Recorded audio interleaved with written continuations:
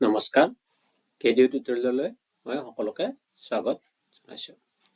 আজি আমি সমাজ বিজ্ঞানৰ দশম শ্ৰেণীৰ ইতিহাস খণ্ডটিৰ তৃতীয় অধ্যায় মহাত্মা গান্ধী আৰু ভাৰতৰ স্বাধীনতা সংগ্ৰাম পাঠটিৰ খিলাফত আন্দোলন অধ্যায়টিৰ গুৰুত্বপূৰ্ণ প্ৰশ্নৰ উত্তৰসমূহ আলোচনা কৰিম। আৰু এই প্ৰশ্নৰ উত্তৰসমূহৰ আলোচনাৰ জৰিয়তে খিলাফত আন্দোলন অধ্যায়টি আমি আয়ত্ত কৰিবলৈ পাৰিম। পৰীক্ষাৰ দৃষ্টিকোণৰ পৰা লক্ষ্য ৰাখি প্ৰশ্নৰ উত্তৰসমূহ প্ৰস্তুত কৰা হৈছে আৰু লগতে খিলাফত আন্দোলন অধ্যায়টো যাতে আয়ত্ত কৰিব পাৰে তেনেধৰণে এই প্ৰশ্নৰ উত্তৰসমূহ প্ৰস্তুত কৰা হৈছে। আমাৰ লক্ষ্য পৰীক্ষাত 100% নম্বৰ লাভ কৰা আৰু 100% নম্বৰ লাভ কৰাৰ লক্ষ্যৰে আমি অধ্যয়ন চলাই যাম, পৰীক্ষাৰ প্ৰস্তুতি চলাই যাম। মই ছাত্ৰ ছাত্ৰীসকলক অনুৰোধ জনাম ছাত্ৰ ছাত্ৰীসকলে এই পাঠটি শেষলৈ চাই আৰু পাঠটি ভালদৰে আয়ত্ত কৰিবলৈ সক্ষম হয়। মই ছাত্ৰ ছাত্ৰীসকলক অনুৰোধ জনাম ছাত্ৰ ছাত্ৰীসকলে কেডিও টিউটৰিয়েল চেনেলটো ছাবস্ক্ৰাইব কৰি দিয়ে, লাইক কৰে, শ্বেয়াৰ কৰে। মই লগতে ছাত্ৰ ছাত্ৰীসকলক অনুৰোধ জনাম যে কেডিও টিউটৰিয়েল ইডু কণ্টেণ্ট নামৰ ব্লগ পেজটো ভিজিট কৰে। তাত সমাজ বিজ্ঞানৰ বিভিন্ন প্ৰশ্ন উত্তৰ, চুটি প্ৰশ্ন উত্তৰ, 1 নম্বৰী প্ৰশ্ন উত্তৰ, দীঘলীয়া প্ৰশ্ন উত্তৰ, সকলো প্ৰশ্ন উত্তৰসমূহ ব্লগটিত দিয়া আছে PDF কপি। তাত ছাত্ৰ ছাত্ৰীসকলে যথেষ্ট উপকৃত হ'ব পাৰিব। মই ডিছক্ৰিপশ্যনত লিংকটো শ্বেয়াৰ কৰি দিম। লিংকটোৰ জৰিয়তে এই পেজটো গ'লে ছাত্ৰ ছাত্ৰীসকলে সমাজ বিজ্ঞানৰ বিভিন্ন প্ৰশ্ন উত্তৰসমূহৰ PDF কপি পাব। তাত চুটি প্ৰশ্ন আছে, দীঘল প্ৰশ্ন আছে আৰু এই প্ৰশ্নৰ উত্তৰসমূহ চালে ছাত্ৰ ছাত্ৰীসকলে পৰীক্ষাত 100% নম্বৰ লাভ কৰাৰ প্ৰস্তুতি চলাবলৈ সক্ষম হ'ব। মই ফেচবুকৰ পেজৰ লিংকটো ডিছক্ৰিপশ্যনত শ্বেয়াৰ কৰি দিম। এই ফেচবুক পেজৰ লিংকটোৰ জৰিয়তে ছাত্ৰ ছাত্ৰীসকলে যথেষ্ট উপকৃত হ'ব পাৰিব। তাত বিভিন্ন কম্পিটিটিভ পৰীক্ষাৰ বাতৰিসমূহ পাব আৰু এই বাতৰিসমূহৰ জৰিয়তে বিভিন্ন কম্পিটিটিভ পৰীক্ষাৰ বিষয়ে ছাত্ৰ ছাত্ৰীসকলে প্ৰস্তুতি আৰম্ভ কৰিব পাৰিব আৰু কোনটো পৰীক্ষা দিলে কি হয়, কি লাভান্বিত হ'ব পাৰিব, কেনেধৰণে অধ্যয়ন কৰিব লাগিব এই বিষয়েও ছাত্ৰ ছাত্ৰীসকলে জ্ঞাত হ'ব পাৰিব। গতিকে ফেচবুক পেজটো আৰু ব্লগ পেজে ছাত্ৰ ছাত্ৰীসকলক যথেষ্ট উপকৃত কৰিব পাৰিব। গতিকে ছাত্ৰ ছাত্ৰীসকলে এই লিংকৰ জৰিয়তে ফেচবুক পেজ আৰু ব্লগ পেজটো ভিজিট কৰিবলৈ মই অনুৰোধ জনাইছোঁ। শেষত মই আকৌ এবাৰ ছাত্ৰ ছাত্ৰীসকলক অনুৰোধ জনাওঁ যাতে ছাত্ৰ ছাত্ৰীসকলে কেডিও টিউটৰিয়েল চেনেলটো ছাবস্ক্ৰাইব কৰি দিয়ে, লাইক কৰে আৰু শ্বেয়াৰ কৰে। খিলাফত আন্দোলনৰ বিষয়ে চমুকৈ লিখা।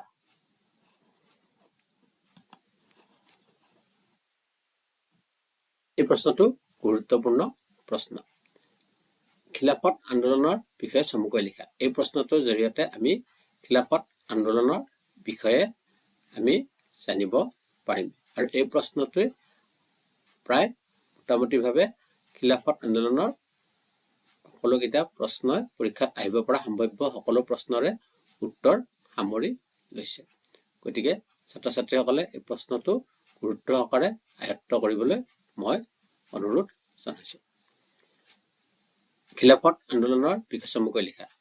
প্ৰশ্নটোৰ উত্তৰ আমি এনেধৰণে লিখিব লাগিব যে ভাৰতৰ স্বাধীনতা সংগ্ৰামৰ ইতিহাসত খিলাফত আন্দোলন এক গুৰুত্বপূৰ্ণ অধ্যায়। আৰু খিলাফত শব্দটো খলিফা শব্দৰ লগত সংযুক্ত, অৰ্থাৎ খিলাফত শব্দটো আৰু খলিফা শব্দটো প্ৰায় পৰিপূৰক। খলিফা শব্দটিৰ অৰ্থ হৈছে উত্তৰাধিকাৰী। পৰীক্ষাত চুটি প্ৰশ্ন আহিব পাৰে যে খলিফা শব্দৰ অৰ্থ কি, অৰ্থাৎ খলিফা শব্দৰ অৰ্থ হ'ল উত্তৰাধিকাৰী।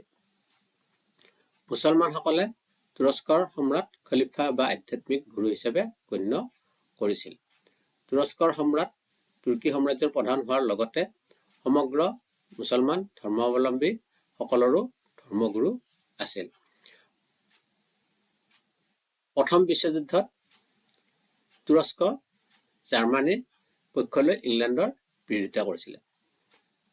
প্ৰথম বিশ্বযুদ্ধত এফালে আছিলে জাৰ্মানী, এফালে আছিলে ব্ৰিটিছ, আৰু তুৰস্কই জাৰ্মানীৰ পক্ষলৈ ইংলেণ্ডৰ বিৰোধিতা কৰিছিলে। আৰু প্ৰথম বিশ্বযুদ্ধত জাৰ্মানীৰ পৰাজয় হৈছিলে, আৰু পৰাজয় হোৱাত তুৰ্কী সাম্ৰাজ্যৰো পৰাজয় হয়। আৰু ফলস্বৰূপে কি হয়, খলিফাৰ গুৰুত্ব কমি গৈছিলে, আৰু খলিফাই নিজৰ সাম্ৰাজ্যৰ পবিত্ৰ ঠাইবোৰৰ ওপৰত অধিকাৰ হেৰুৱাত মুছলমানসকলে ক্ষুব্ধ হৈ পৰিছিল বা ক্ষুব্ধ হৈছিলে। সমগ্ৰ মুছলমান সমাজ ব্ৰিটিছৰ তুৰস্কৰ নীতিত ক্ষুব্ধ হৈছিলে, আৰু ভাৰতৰ মুছলমানসকলেও তুৰস্কৰ খলিফাৰ দুৰ্ভাগ্যত শংকিত হৈ পৰিছিলে, আৰু খলিফাৰ পূৰ্বৰ মৰ্যাদা ঘূৰাই অনাৰ বাবে মৌলানা শৌকত আলী আৰু মহম্মদ আলীৰ নেতৃত্বত এখন খিলাফত সমিতি গঠন কৰিছিলে। আৰু গান্ধীজীয়ে হিন্দু মুছলমানক ঐক্যবদ্ধ কৰিবলৈ ৰাষ্ট্ৰীয় স্বাৰ্থত খিলাফত আন্দোলনলৈ সমৰ্থন জনাইছিলে। তেওঁ খিলাফত সমিতিক অহিংসা অসহযোগ আন্দোলনৰ জৰিয়তে চৰকাৰক দাবীসমূহ মানি ল'বলৈ বাধ্য কৰিব পাৰিব বুলি পতিয়ন নিয়াইছিলে। খিলাফত আন্দোলন কি? তুৰস্কৰ সম্ৰাটৰ খলিফাৰ পূৰ্বৰ মৰ্যাদা ঘূৰাই অনাৰ বাবে বিংশ শতাব্দীৰ আৰম্ভণিত ভাৰতীয় মুছলমানসকলে ব্ৰিটিছৰ বিৰুদ্ধে কৰা আন্দোলনটোক খিলাফত আন্দোলন নামে জনা যায়। অৰ্থাৎ খিলাফত আন্দোলন কি আছিলে, যে তুৰস্কৰ সম্ৰাটৰ খলিফাৰ পূৰ্বৰ মৰ্যাদা ঘূৰাই অনাৰ বাবে বিংশ শতাব্দীৰ আৰম্ভণিত ভাৰতীয় মুছলমানসকলে ব্ৰিটিছৰ বিৰুদ্ধে কৰা আন্দোলনটোক খিলাফত আন্দোলন নামে জনা যায়। তুৰস্কৰ সম্ৰাট তুৰ্কী সাম্ৰাজ্যৰ প্ৰধান হোৱাৰ লগতে সমগ্ৰ মুছলমান ধৰ্মাৱলম্বী সকলৰ ধৰ্মগুৰু আছিল। আৰু প্ৰথম বিশ্বযুদ্ধত তুৰস্কৰ পৰাজয় হোৱাত খলিফাই নিজৰ সাম্ৰাজ্যৰে পবিত্ৰ ঠাইবোৰৰ ওপৰত অধিকাৰ হেৰুৱাত মুছলমানসকল ক্ষুব্ধ হৈছিল আৰু খিলাফত আন্দোলন আৰম্ভ কৰিছিলে। ভাৰতত মৌলানা শৌকত আলী আৰু মহম্মদ আলীৰ নেতৃত্বত এখন খিলাফত সমিতি গঠন কৰিছিল, আৰু গান্ধীজীয়ে হিন্দু মুছলমান ঐক্যবদ্ধ কৰিবলৈ ৰাষ্ট্ৰীয় স্বাৰ্থত খিলাফত আন্দোলনলৈ সমৰ্থন জনাইছিলে। খলিফা শব্দটিৰ অৰ্থ কি? খলিফা শব্দটিৰ অৰ্থ হ'ল উত্তৰাধিকাৰী। কাৰ কাৰ নেতৃত্বত ভাৰতত খিলাফত আন্দোলনৰ সূচনা হৈছিল? ভাৰতত খিলাফত আন্দোলনৰ নেতৃত্ব গ্ৰহণ কৰিছিলে মৌলানা শৌকত আলী আৰু মহম্মদ আলী আৰু মহাত্মা গান্ধী। মহাত্মা গান্ধীয়ে খিলাফত আন্দোলনলৈ সমৰ্থন জনাইছিলে। ভাৰতত খিলাফত আন্দোলন কিয় আৰম্ভ হৈছিলে? প্ৰথম বিশ্বযুদ্ধত তুৰস্কৰ পৰাজয় হোৱাত খলিফাই নিজৰ সাম্ৰাজ্যৰে পবিত্ৰ ঠাইবোৰৰ ওপৰত অধিকাৰ হেৰুৱাত মুছলমানসকল ক্ষুব্ধ হৈছিলে আৰু খিলাফত আন্দোলন আৰম্ভ কৰিছিলে। ভাৰতত মুছলমানসকলেও তুৰস্কৰ খলিফাৰ দুৰ্ভাগ্যত শংকিত হৈ পৰিছিল আৰু খলিফাৰ পূৰ্বৰ মৰ্যাদা ঘূৰাই অনাৰ বাবে মৌলানা শৌকত আলী আৰু মহম্মদ আলীৰ নেতৃত্বত এখন খিলাফত সমিতি গঠন কৰি ইয়াৰ প্ৰতিবাদ কৰিছিলে। আৰু গান্ধীজীয়ে হিন্দু মুছলমানক ঐক্যবদ্ধ কৰিবলৈ ৰাষ্ট্ৰীয় স্বাৰ্থত খিলাফত আন্দোলনলৈ সমৰ্থন জনাইছিল। এইখিনি আছিলে খিলাফত আন্দোলন অধ্যায়টিৰ প্ৰশ্ন উত্তৰ। মই আশা কৰিম ছাত্ৰ ছাত্ৰীসকলে ইয়াৰ জৰিয়তে পাঠটি আয়ত্ত কৰিব পাৰিব আৰু এই প্ৰশ্নসমূহৰ ভিতৰতে পৰীক্ষাত প্ৰশ্ন আহিব লাগে, আৰু এই প্ৰশ্নখিনি জানিলে পৰীক্ষাত প্ৰায় সকলো প্ৰশ্নৰ উত্তৰ পৰীক্ষা এই অধ্যায়টিৰ সকলোখিনি প্ৰশ্নৰ উত্তৰ কৰিব পাৰিব। মই ছাত্ৰ ছাত্ৰীসকলক পুনৰ অনুৰোধ জনাম, ছাত্ৰ ছাত্ৰীসকলে কেডিঅ টিউটৰিয়েল চেনেলটো ছাবস্ক্ৰাইব কৰি দিয়ে, লাইক কৰে আৰু শ্বেয়াৰ কৰে। কেডিঅ টিউটৰিয়েল ইডু কণ্টেণ্ট নামৰ ব্লগ পেজটো ভিজিট কৰে, যাতে মই ডিছক্ৰিপশ্যনৰ লিংকটো দি দিম। এই লিংকৰ জৰিয়তে পেজটোত ভিজিট কৰিবলৈ মই অনুৰোধ জনাইছোঁ।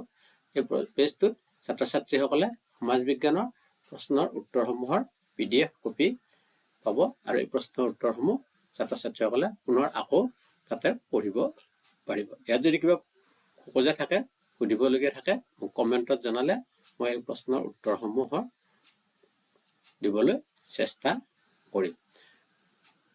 মই ছাত্ৰ ছাত্ৰীসকলক অনুৰোধ জনাইছো ফেচবুক পেজ কেডিঅ টিউটৰিয়েল ইডু কনটেক্স নামৰ ফেচবুক পেজটোত ভিজিট কৰিবলৈ মই ডিছক্ৰিপশ্যনত লিংকটো শ্বেয়াৰ কৰি দিম। তাতে এই সমাজ বিজ্ঞানৰ বিভিন্ন প্ৰশ্ন উত্তৰৰ লগতে বিভিন্ন কম্পিটিটিভ পৰীক্ষাৰ বাতৰিসমূহ পাব আৰু ইয়াৰ জৰিয়তে ছাত্ৰ ছাত্ৰীসকলে কম্পিটিটিভ পৰীক্ষাসমূহৰ প্ৰস্তুতি আৰম্ভ কৰিব পাৰিব। মই এটা কথা ক'ব বিচাৰিছো ছাত্ৰ ছাত্ৰীসকলক এতিয়াৰ পৰাই প্ৰস্তুতি আৰম্ভ কৰিলেহে ছাত্ৰ ছাত্ৰীসকলে এই কম্পিটিটিভ পৰীক্ষাসমূহত ভাল ফল লাভ কৰিব পাৰিব। কম্পিটিটিভ পৰীক্ষাসমূহৰ প্ৰশ্নসমূহ আমাৰ নৱম দশম শ্ৰেণীৰ অধ্যায়সমূহৰ পৰাই আৰম্ভ হয়। গতিকে আমি এতিয়াৰ পৰাই যদি আমি এই প্ৰস্তুতি আৰম্ভ কৰোঁ তেতিয়াহ'লে আমাৰ অতি সহজতে এই কম্পিটিটিভ পৰীক্ষাসমূহত ভাল ফল লাভ কৰিব পাৰিম। মই সেয়েহে ছাত্ৰ ছাত্ৰীসকলক অনুৰোধ জনাইছো ফেচবুক পেজটোত মাজে সময়ে ভিজিট কৰিবলৈ চাবলৈ তাত কম্পিটিটিভ পৰীক্ষাসমূহৰ বাতৰিসমূহ চাবলৈ আৰু ফেচবুক পেজটো ফলো কৰিবলৈ মই অনুৰোধ জনাইছো। আজিলৈ ইমানে। মই ছাত্ৰ ছাত্ৰীসকলক পুনৰ বেলেগ এটা ক্লাছত পুনৰ লগ পাম। আজিলৈ মই সকলোকে ধন্যবাদ জনাইছো, শুভেচ্ছা জনাইছো। ভালদৰে পঢ়া শুনা কৰা, পৰীক্ষাত আমি 100% নম্বৰ লাভ কৰাৰ প্ৰস্তুতিৰে আমি অধ্যয়ন চলাই যাম আৰু পৰীক্ষাত আমি 100% নম্বৰ লাভ কৰিবলৈ পাৰিম।